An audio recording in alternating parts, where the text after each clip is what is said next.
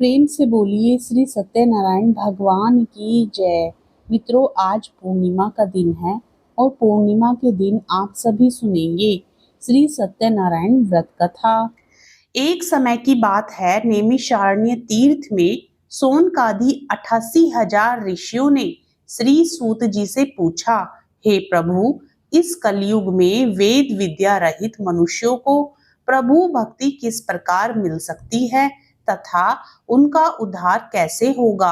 हे मुनि श्रेष्ठ, कोई ऐसा तप बताइए जिससे थोड़े समय में ही पुण्य मिले और मनवांछित फल भी मिल जाए। इस प्रकार की कथा सुनने की हम इच्छा रखते हैं। सर्व शास्त्रों के ज्ञाता सूत जी बोले, हे वैष्णवों में पूज्य, आप सभी ने प्राणियों के हित की बात पूछी है, इसलिए मैं एक ऐसे श्रेष्ठ व्रत को आप लोगों को बताऊंगा जिसे नारद जी ने लक्ष्मी नारायण जी से पूछा था और लक्ष्मीपति ने मुनि श्रेष्ठ नारद जी से कहा था। आप सब इसे ध्यान से सुनिए। एक समय की बात है, योगी राज नारद जी दूसरों के हित की इच्छा के लिए अनेकों लोकों में घूमते हुए मृत्यु लोक में आ पहुंचे। यहाँ उन्होंने अनेक योनियों में जन्मे प्राय सभी मनुष्यों को अपने कर्मों द्वारा अनेकों दुखों से पीड़ित देखा। उनका दुख देख नारद जी सोचने लगे कि कैसा यत्न किया जाए जिसके करने से निश्चित रूप से मानव के दुखों का अंत हो जाए। इसी विचार पर मनन करते हुए वह विष्णु लोक में गए। वहां वह देवों के ईश नारायण की स्तुति करने लगे, जिनके हाथों में शंख, चक्र, गदा और पद्म थे। गले में वरमाला पहने हुए थे। स्तुति करते हुए नारद जी बोले, हे भगवान, आप अत्यंत शक्ति से संपन्न हैं। मन तथा वाणी भी आपको नहीं पा सकती है। आपका आदि, मध्य तथा अंत नहीं है। निर्गुण स्वरूप सृष्टि के कारण भक्तों के दुखों को दूर करने वाले हैं। आपको मेरा नमस्कार है। नारद जी की स्तुति सुन विष्णु भगवान बोले, हे मुनि श्रेष्ठ, आपके मन में क्या बात है? आप किस काम के लिए पधारे हैं, उसे निसंकोच कहो। इस पर नारद मुनि बोले कि मृत्यु लोक में अनेक योनियों में जन्मे मनुष्य अपने कर्मों के द्वारा अनेकों दुखों से दुखी हो रहे हैं। हे नाथ, आप मुझ पर दया रखते हैं तो बताइए कि वो मनुष्य थोड़े प्रयास से ही अपने दुखों से कैसे छुटकारा पा सकते हैं। श्री हरि बोले, हे नारद, मनुष्यों की भलाई के लिए तुमने बहुत अच्छी बात पूछी है। जिसके करने से मनुष्य मोह से छूट जाता है, वह बात मैं कहता हूँ, उसे सुनो। स्वर्ग लोक व मृत्यु लोक दोनों में एक दुर्लभ उत्तम व्रत है जो पुण्य देने वाला है। आज प्रेमवश होकर मैं उसे तुमसे कहता हूँ। श्री सत्यनारायण भगवान का यह व्रत अच्छी तरह विधान पूर्वक करके मनुष्य तुरंत ही यहाँ सुख भोग कर मरने पर मोक्ष पाता है। श्री हरि के वचन सुन नारद जी बोले कि उस व्रत का फल क्या है और उसका विधान क्या है। यह व्रत किसने किया था? इस व्रत को किस दिन करना चाहिए? सभी कुछ विस्तार से बताएं। नारद की बात सुनकर श्री हरि बोले, दुख व शोक को दूर करने वाला यह व्रत सभी स्थानों पर विजय दिलाने वाला है। मानव को भक्ति व श्रद्धा के साथ शाम को श्री सत्यनारायण की पूजा धर्म परायण होकर ब्राह्मणों व बंधुओं के साथ करनी चाहिए। भक्ति भाव से ही नैवेद्य, केले का फल, घी, दूध और गेहूं का आटा सवाया ले। गेहूं के स्थान पर साठी का आटा, शक्कर तथा गुड़ लेकर वह सभी भक्षण योग्य पदार्थों को मिलाकर भगवान का भोग लगाए। ब्राह्मणों सहित बंधु बांधवों को भी भोजन कराए। उसके बाद स्वयं भोजन करे। भजन कीर्तन के साथ भगवान की भक्ति में लीन हो जाए। इस तरह से सत्यनारायण भगवान का यह व्रत करने पर मनुष्य की सारी इच्छाएं निश्चित रूप से पूरी होती हैं। इस कली काल अर्थात कलयुग में मृत्यु लोक में मोक्ष का यही एक सरल उपाय बताया गया है। इस प्रकार श्री सत्यनारायण व्रत कथा का पहला अध्याय संपूर्ण होता है। प्रेम से बोलिए श्री सत्यनारायण भगवान की जय। दूसरे अध्याय में सूत जी बोले, हे ऋषियों, जिसने पहले समय में इस व्रत को किया था उसका इतिहास कहता हूँ, ध्यान से सुनो। सुंदर काशीपुरी नगरी में एक अत्यंत निर्धन ब्राह्मण रहता था। भूख प्यास से परेशान वह धरती पर घूमता रहता था। ब्राह्मणों से प्रेम करने वाले भगवान ने एक दिन ब्राह्मण का वेश धारण कर उसके पास जाकर पूछा, हे विप्र, नित्य दुखी होकर तुम पृथ्वी पर क्यों घूमते हो? दीन ब्राह्मण बोला, मैं निर्धन ब्राह्मण हूँ, भिक्षा के लिए धरती पर घूमता हूँ। हे भगवान, यदि आप इसका कोई उपाय जानते हो तो बताइए। वृद्ध ब्राह्मण कहता है कि सत्यनारायण भगवान मनोवांछित फल देने वाले हैं, इसलिए तुम उनका पूजन करो। इसे करने से मनुष्य सभी दुखों से मुक्त हो जाता है। वृद्ध ब्राह्मण बनकर आए सत्यनारायण भगवान उस निर्धन ब्राह्मण को व्रत का सारा विधान बताकर अंतर ध्यान हो गए। ब्राह्मण मन ही मन सोचने लगा कि जिस व्रत को वृद्ध ब्राह्मण करने को कह गया है, मैं उसे जरूर करूंगा। यह निश्चय करने के बाद उसे रात में नींद नहीं आई। वह सवेरे उठकर सत्यनारायण भगवान के व्रत का निश्चय कर भिक्षा के लिए चला गया। उस दिन निर्धन ब्राह्मण को भिक्षा में बहुत धन मिला, जिससे उसने बंधु बांधवों के साथ मिलकर श्री सत्यनारायण भगवान का व्रत संपन्न किया। भगवान सत्यनारायण का व्रत संपन्न करने के बाद वह निर्धन ब्राह्मण सभी दुखों से छूट गया और अनेक प्रकार की संपत्तियों से युक्त हो गया। उसी समय से यह ब्राह्मण हर माह इस व्रत को करने लगा। इस तरह से सत्यनारायण भगवान के व्रत को जो मनुष्य करेगा वह सभी प्रकार के पापों से छूटकर मोक्ष को प्राप्त होगा। जो मनुष्य इस व्रत को करेगा वह भी सभी दुखों से मुक्त हो जाएगा। सूत जी बोले कि इस तरह से नारद जी से नारायण जी का कहा हुआ श्री सत्यनारायण व्रत को मैंने तुमसे कहा। हे विप्रो, मैं अब और क्या कहूँ? ऋषि बोले, हे मुनिवर, संसार में उस विप्र से सुनकर और किस किसने इस व्रत को किया, हम सब इस बात को सुनना चाहते हैं। इसके लिए हमारे मन में श्रद्धा का भाव है। सूत जी बोले, हे मुनियों, जिसने इस व्रत को किया है वे सब सुनो। एक समय वही विप्र धन व ऐश्वर्य के अनुसार अपने बंधु बांधवों के साथ इस व्रत को करने को तैयार हुआ। उसी समय एक लकड़ी बेचने वाला बूढ़ा आदमी आया और लकड़ियां बाहर रखकर अंदर ब्राह्मण के घर में गया। प्यास से दुखी वह लकड़हारा उनको व्रत करते देख विप्र को नमस्कार कर पूछने लगा कि आप यह क्या कर रहे हैं? तो उन्होंने बताया कि व्रत कर रहा हूँ तथा इसे करने से क्या फल मिलेगा, कृपया मुझे भी बताएं। ब्राह्मण ने कहा कि सब मनोकामनाओं को पूरा करने वाला यह सत्यनारायण भगवान का व्रत है। इनकी कृपा से ही मेरे घर में धन धान्य आदि की वृद्धि हुई है। विप्र से सत्यनारायण व्रत के बारे में जानकर लकड़हारा बहुत प्रसन्न हुआ। चरणामृत लेकर वह प्रसाद खाने के बाद वह अपने घर गया। लकड़हारे ने अपने मन में संकल्प किया कि आज लकड़ी बेचने से जो धन मिलेगा उसी से श्री सत्यनारायण भगवान का उत्तम व्रत करूंगा। मन में इस विचार को ले बूढ़ा आदमी सिर पर लकड़ियां रख उस नगर में बेचने गया जहां धनी लोग ज्यादा रहते थे। उस नगर में उसे अपनी लकड़ियों का दाम पहले से 4 गुना अधिक मिलता है। बूढ़ा प्रसन्नता के साथ दाम लेकर शक्कर, घी, दूध, दही और गेहूं का आटा ले और सत्यनारायण भगवान के व्रत की अन्य सामग्रियां लेकर अपने घर गया। वहां उसने बंधु बांधवों को बुलाकर विधि विधान से सत्यनारायण भगवान का पूजन और व्रत किया। इस व्रत के प्रभाव से वह बूढ़ा लकड़हारा धन पुत्र आदि से युक्त होकर संसार के समस्त सुख भोग कर अंत काल में बैकुंठ धाम को चला गया। इस प्रकार श्री सत्यनारायण व्रत कथा का दूसरा अध्याय संपूर्ण होता है। प्रेम से बोलिए श्री सत्यनारायण भगवान की जय। अब सुनिए तीसरे अध्याय की कथा। सूत जी बोले, हे श्रेष्ठ मुनियों, अब आगे की कथा कहता हूँ। पहले समय में उल्कामुख नाम का एक बुद्धिमान राजा था। वह सत्यवक्ता और जितेंद्रिय था। प्रतिदिन देव स्थानों पर जाता और निर्धनों को धन देकर उनके कष्ट दूर करता था। उसकी पत्नी कमल के समान मुख वाली तथा सती साध्वी थी। भद्रशिला नदी के तट पर उन दोनों ने श्री सत्यनारायण भगवान का व्रत किया। उसी समय साधु नाम का एक वैश्य आया। उसके पास व्यापार करने के लिए बहुत सा धन भी था।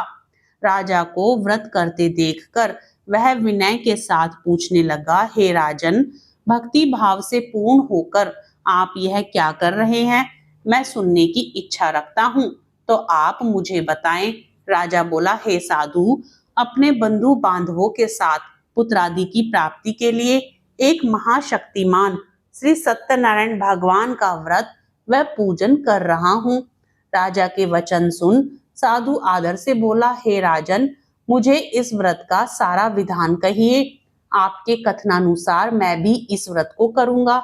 मेरे भी संतान नहीं है और इस व्रत को करने से निश्चित रूप से मुझे संतान की प्राप्ति होगी। राजा से व्रत का सारा विधान सुन व्यापार से निवृत्त हो वह अपने घर गया। साधु ने अपनी पत्नी को संतान देने वाले इस व्रत का वर्णन कह सुनाया और कहा कि जब मेरी संतान होगी तब मैं इस व्रत को करूंगा। साधु ने इस तरह के वचन अपनी पत्नी लीलावती से कहे।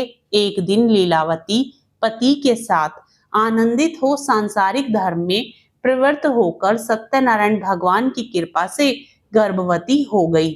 10वें महीने में उसके गर्भ से एक सुंदर कन्या ने जन्म लिया। दिनों दिन वह ऐसे बढ़ने लगी जैसे कि शुक्ल पक्ष का चंद्रमा बढ़ता है। माता पिता ने अपनी कन्या का नाम कलावती रखा। एक दिन लीलावती ने मीठे शब्दों में अपने पति को याद दिलाया कि आपने सत्यनारायण भगवान के जिस व्रत को करने का संकल्प किया था उसे करने का समय आ गया है। आप इस व्रत को करिए। साधु बोला कि हे प्रिय, इस व्रत को मैं उसके विवाह पर करूंगा। इस प्रकार अपनी पत्नी को आश्वासन देकर वह नगर को चला गया। कलावती पिता के घर में रह वृद्धि को प्राप्त हो गई। साधु ने एक बार नगर में अपनी कन्या को सखियों के साथ देखा तो तुरंत ही दूत को बुलाया और कहा कि मेरी कन्या के योग्य वर देख कर आओ। साधु की बात सुनकर दूत कंचन नगर में पहुंचा और वहां देखभाल कर लड़की के लिए सुयोग्य वाणिक पुत्र को ले आया। सुयोग्य लड़के को देख साधु ने बंधु बांधवों को बुलाकर अपनी पुत्री का विवाह कर दिया। लेकिन दुर्भाग्य की बात ये कि साधु ने अभी भी श्री सत्यनारायण भगवान का व्रत नहीं किया। इस पर श्री भगवान क्रोधित हो गए और श्राप दिया कि साधु को अत्यधिक दुख मिले। अपने कार्य में कुशल साधु बनिया जमाई को लेकर समुद्र के पास स्थित होकर रत्नासारपुर नगर में गया। वहां जाकर दामाद ससुर दोनों मिलकर चंद्रकेतु राजा के नगर में व्यापार करने लगे। एक दिन भगवान सत्यनारायण की माया से एक चोर राजा का धन चुराकर भाग रहा था। उसने राजा के सिपाहियों को अपना पीछा करते देख चुराया हुआ धन वहां रख दिया जहां साधु अपने जमाई के साथ ठहरा हुआ था।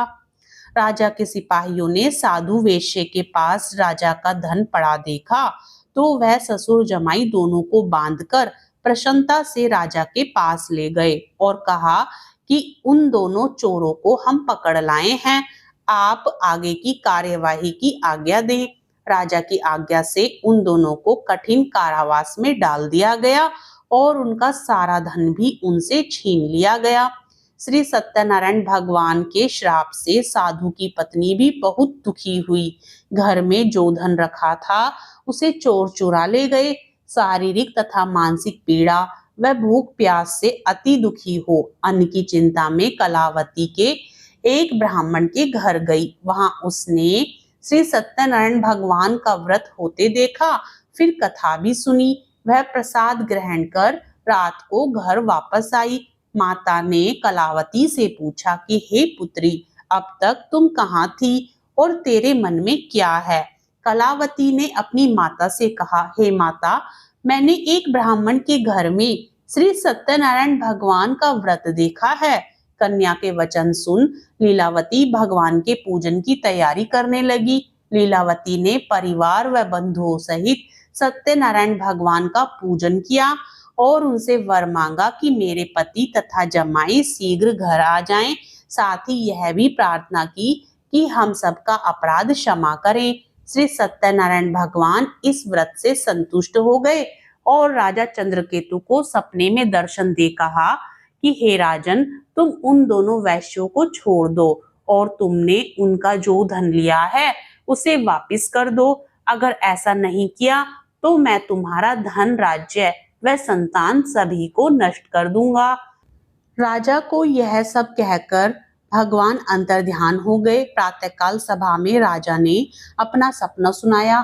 फिर बोले कि वाणिक पुत्रों को कैद से मुक्त कर सभा में लाओ। दोनों ने आते ही राजा को प्रणाम किया। राजा मीठी वाणी में बोला, हे महानुभावों, भाग्यवश ऐसा कठिन दुख तुम्हें प्राप्त हुआ है, लेकिन अब तुम्हें कोई भय नहीं है। ऐसा कह राजा ने उन दोनों को नए वस्त्राभूषण भी पहनाए और जितना धन उनका लिया था उससे 2 गुना धन वापस कर दिया। दोनों वैश्य अपने घर को चल दिए। इस प्रकार श्री सत्यनारायण व्रत कथा का 3रा अध्याय संपूर्ण होता है। प्रेम से बोलिए श्री सत्यनारायण भगवान की जय। अब सुनिए सत्यनारायण व्रत कथा 4था अध्याय। सूत जी बोले, वैश्य ने मंगलाचार कर अपनी यात्रा आरंभ की और अपने नगर की ओर चल दिए। उनके थोड़ी दूर जाने पर एक दंडी वेशधारी श्री सत्यनारायण ने उनसे पूछा, हे साधु, तेरी नाव में क्या है? अभिमानी वाणिक हंसता हुआ बोला, हे दंडी, आप क्यों पूछते हो? क्या धन लेने की इच्छा है? मेरी नाव में तो बेल व पत्ते भरे हुए हैं। वैश्य के कठोर वचन सुन भगवान बोले, तुम्हारा वचन सत्य हो। दंडी ऐसे वचन कह वहां से दूर चले गए। कुछ दूर जाकर समुद्र के किनारे बैठ गए। दंडी के जाने के बाद साधु वैश्य ने नित्य क्रिया के पश्चात नाव को ऊंची उठते देखकर अचंभा माना और नाव में बेल पत्ते आदि देख वह मूर्छित हो जमीन पर गिर पड़ा। मूर्छा खुलने पर वह अत्यंत शोक में डूब गया। तब उसका दामाद बोला कि आप शोक न मनाएं, यह दंडी का श्राप है, इसलिए हमें उनकी शरण में जाना चाहिए, तभी हमारी मनोकामना पूरी होगी। दामाद की बात सुनकर वह दंडी के पास पहुंचा और अत्यंत भक्ति भाव से नमस्कार करके बोला, मैंने आपसे जो असत्य वचन कहे थे उनके लिए मुझे क्षमा दें। ऐसा कह कहकर महान शोकातुर हो रोने लगा। तब दंडी भगवान बोले, हे वाणिक पुत्र, मेरी आज्ञा से बार बार तुम्हें दुख प्राप्त हुआ है, तू मेरी पूजा से विमुख हुआ। साधु बोला, हे भगवान, आपकी माया से ब्रह्मा आदि देवता भी आपके रूप को नहीं जानते, तब मैं अज्ञानी कैसे जान सकता हूँ?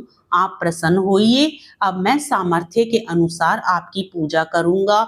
मेरी रक्षा करो और पहले के समान नौका में धन भर दो। साधु वैश्य के भक्ति पूर्वक वचन सुनकर भगवान प्रसन्न हो गए और उसकी इच्छा अनुसार वरदान देकर अंतर ध्यान हो गए। ससुर जमाई जब नाव पर आए तो नाव धन से भरी हुई थी। फिर वहीं अपने अन्य साथियों के साथ सत्यनारायण भगवान का पूजन कर अपने नगर को चल दिए। जब नगर के नजदीक पहुंचे तो दूत को घर पर खबर करने के लिए भेज दिया। दूत साधु की पत्नी को प्रणाम कर कहता है कि मालिक अपने दामाद सहित नगर के निकट आ गए हैं। दूत की बात सुन साधु की पत्नी लीलावती ने बड़े हर्ष के साथ सत्यनारायण भगवान का पूजन कर अपनी पुत्री कलावती से कहा कि मैं अपने पति के दर्शन को जाती हूँ, तू कार्य पूर्ण कर शीघ्र आ जा। माता के ऐसे वचन सुन कलावती जल्दी में प्रसाद छोड़ अपने पति के पास चली गई। प्रसाद की अवज्ञा के कारण श्री सत्यनारायण भगवान रुष्ट हो गए और नाव सहित उसके पति को पानी में डुबो दिया। कलावती अपने पति को वहां न पाकर रोती हुई जमीन पर गिर गई। नौका को डूबा हुआ देख वह कन्या को रोता देख साधु दुखी होकर बोला कि हे प्रभु, मुझसे तथा मेरे परिवार से जो भूल हुई है उसे क्षमा करें। साधु के दीन वचन सुनकर श्री सत्यनारायण भगवान प्रसन्न हो गए और आकाशवाणी हुई, हे साधु, तेरी कन्या मेरे प्रसाद को छोड़कर आई है, इसलिए उसका पति अदृश्य हो गया है। यदि वह घर जाकर प्रसाद खाकर लौटती है तो इसे इसका पति अवश्य मिलेगा। ऐसी आकाशवाणी सुन कलावती घर पहुंचकर प्रसाद खाती है और फिर आकर अपने पति के दर्शन करती है। उसके बाद साधु अपने बंधु बांधवों सहित श्री सत्यनारायण भगवान का विधि विधान से पूजन करता है। इस लोक का सुख भोग वह अंत में स्वर्ग जाता है। इस प्रकार श्री सत्यनारायण व्रत कथा का चौथा अध्याय संपूर्ण होता है। प्रेम से बोलिए श्री सत्यनारायण भगवान की जय। पांचवें अध्याय की कथा में सूत जी बोले, हे ऋषियों, मैं और भी एक कथा सुनाता हूँ, उसे भी ध्यान पूर्वक सुनो। प्रजा पालन में लीन तुंगध्वज नाम का एक राजा था। उसने भी भगवान का प्रसाद त्याग कर बहुत ही दुख प्राप्त किया। एक बार वन में जाकर वन्य पशुओं को मारकर वह बड़ के पेड़ के नीचे आया। वहां उसने ग्वालों को भक्ति भाव से अपने बंधुओं सहित सत्यनारायण भगवान का पूजन करते देखा। अभिमानवश राजा ने उन्हें देखकर भी पूजा स्थान में नहीं गया और ना ही उसने भगवान को नमस्कार किया। ग्वालों ने राजा को प्रसाद दिया, लेकिन उसने वह प्रसाद नहीं खाया और प्रसाद को वहीं छोड़ वह अपने नगर को चला गया। जब वह नगर में पहुंचा तो वहां सब कुछ तहस नहस हुआ पाया, तो वह शीघ्र ही समझ गया कि यह सब भगवान ने ही किया है। वह दोबारा ग्वालों के समीप पहुंचा और विधि पूर्वक पूजा करके प्रसाद खाया, तो श्री सत्यनारायण भगवान की कृपा से सब कुछ पहले जैसा हो गया। दीर्घ काल तक सुख भोगने के बाद मरणोपरांत उसे स्वर्ग लोक की प्राप्ति हुई। जो मनुष्य इस परम दुर्लभ व्रत को करेगा तो भगवान सत्यनारायण की अनुकंपा से उसे धन धान्य की प्राप्ति होगी। निर्धन धनी हो जाता है और भयमुक्त हो जीवन जीता है। संतानहीन मनुष्य को संतान सुख मिलता है और सारे मनोरथ पूर्ण होने पर मानव अंत काल में बैकुंठ धाम को जाता है। सूत जी बोले, जिन्होंने पहले इस व्रत को किया है, अब उनके दूसरे जन्म की कथा कहता हूँ। वृद्ध शतानंद ब्राह्मण ने सुदामा का जन्म लेकर मोक्ष की प्राप्ति की। लकड़हारे ने अगले जन्म में निषाद बनकर मोक्ष प्राप्त किया। उल्कामुख नाम का राजा दशरथ होकर बैकुंठ को गए। साधु नाम के वैश्य ने मोरध्वज बनकर अपने पुत्र को आरे से चीरकर मोक्ष पाया। महाराज तुंगध्वज ने स्वयं भू होकर भगवान में भक्ति युक्त हो कर्म कर मोक्ष पाया। इस प्रकार श्री सत्यनारायण व्रत कथा का पांचवा अध्याय संपूर्ण होता है। प्रेम से बोलिए श्री सत्यनारायण भगवान की जय।